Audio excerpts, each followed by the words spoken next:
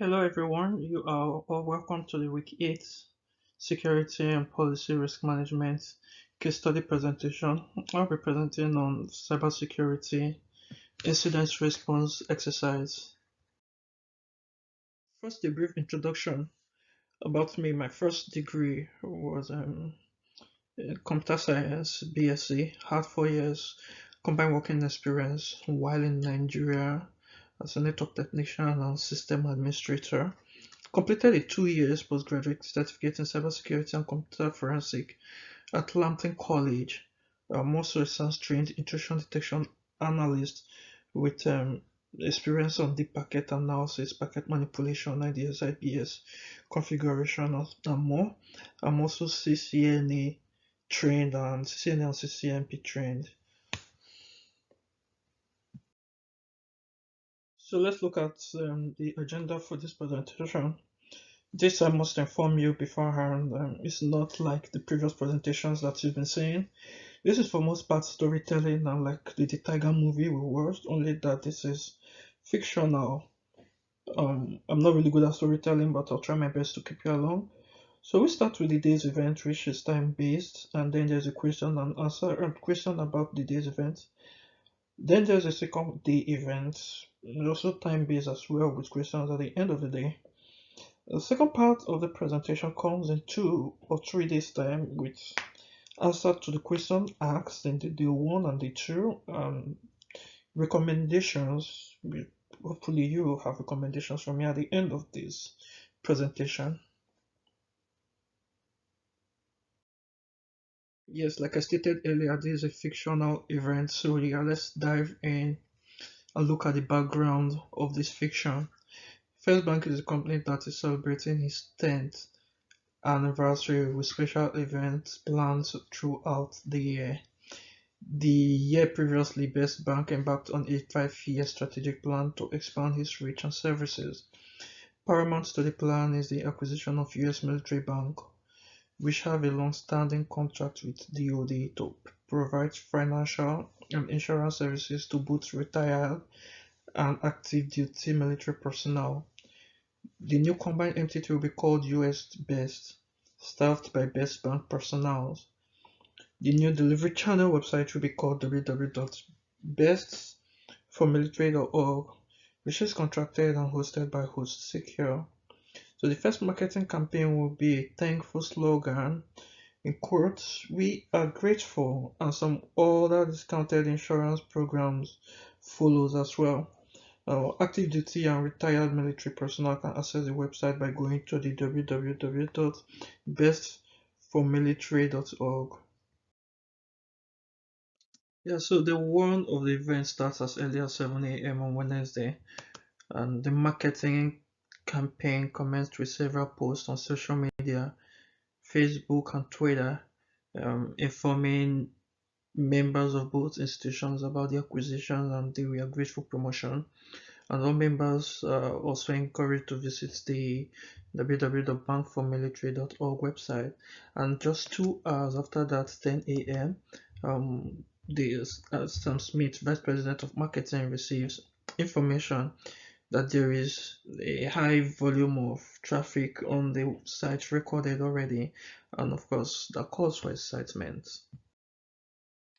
So at early Wednesday afternoon, more traffic, this time calls to reception, is from angry personnel reporting problems about the website to the receptionist, who informs the client that the right person will call back. So the receptionist, following procedures, forwards the messages to Sam Smith voicemails. And as at Wednesday 3:45, Sam Smith returns to his office, checks his voicemails. Next, he decided to visit the bankformilitary.org site and finds that, yeah, we are grateful has been changed to we are hateful, and that US Best will be charging military families for all services. So Sams immediately goes to Robin's White's office. Robin's White is responsible for online services, including the bestbankmilitary.org website, and she has administrative access. But getting to her office, he was informed that she wasn't available and that she was working remotely from home. So he proceeded to contact the bank's IT manager, Sue Jones. Sue Jones proceeded to call Hot Secure for help in gaining access to the website. Hot Secure claimed that all they do is host the website, not manage the website. Sue insists upon talking to someone in charge. After being transferred and put on hold numerous times, she speaks with an Hot Secure security officer who informs her that upon proper authorization, they can shut down the website. Jones inquires on who is on the authorization list. The Hot Secure security officer informs Sue that it would be a breach of security to provide that information to her. As at 4:40 p.m., Sue succeeded in locating Robin's white cell phone's number. She communicated with her. Robin informed Sue of the message she received earlier from HostSecure, informing her to update her admin password, which she did by clicking on the attached link to the mail. Excited about the password requirement update, she proceeded to forward the mail to Cindy Hall, deposit operations clerk, informing her to update her password. Since she has administrative access to the website, so asked her to log in and change or edit the home page. Unfortunately, she can't log in both with the new password and the current password. And that's at 4:45 p.m. Sue calls Holt Secure 5 minutes before close of this work. Unfortunately, she couldn't speak to anyone before it was 5 p.m. She was informed that business hours is from 8 a.m. and 5 p.m. Eastern Time via a message, which also informed her that she can call the number on her service contact for emergency. And lo and behold, she doesn't have the copy of the contract. She calls the accounting finance department manager to see if anyone have a copy.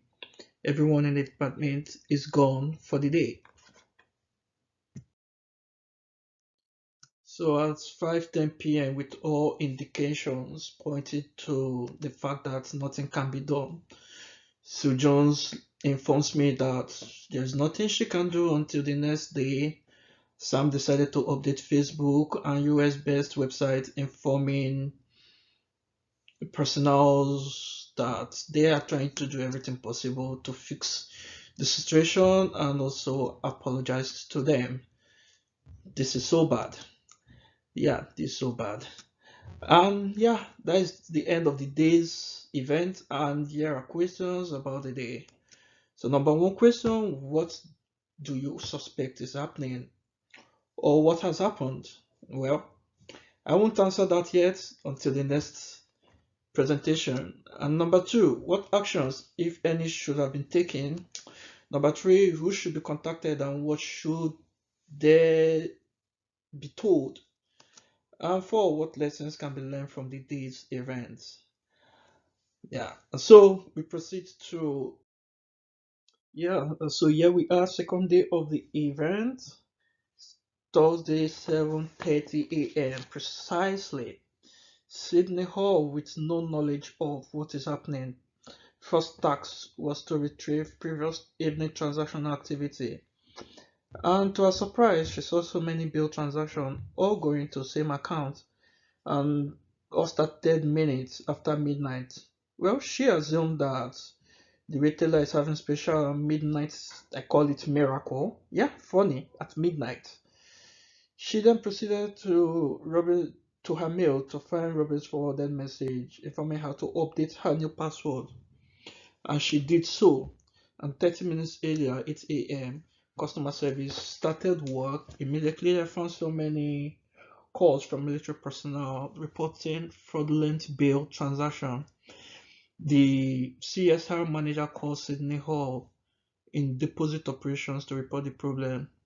Well, Sydney tried to access the website administrative portal to get more information, but unfortunately she couldn't log in. She thought she probably wrote the password incorrectly, so she decided to ask Ruben to reset it when she gets in. We both know that can't happen. And then 13 minutes later, Ruben arrives for work, logs in her laptop, and then 30 minutes later, Sam Smith finally gets through to someone at Host Secure, who fortunately agrees to remove the offending text.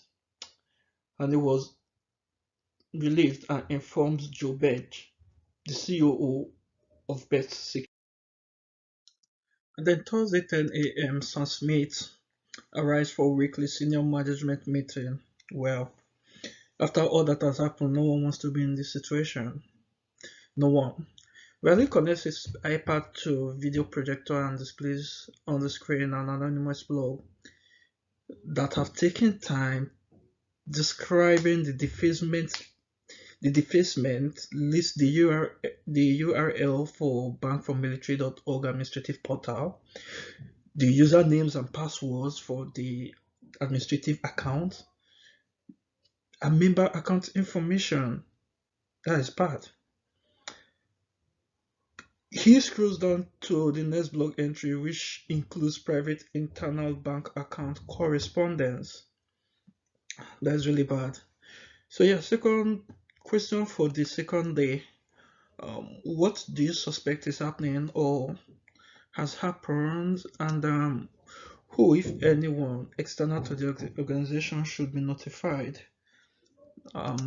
What actions should be taken to contain the incident and minimize the impact? What should be done post containment?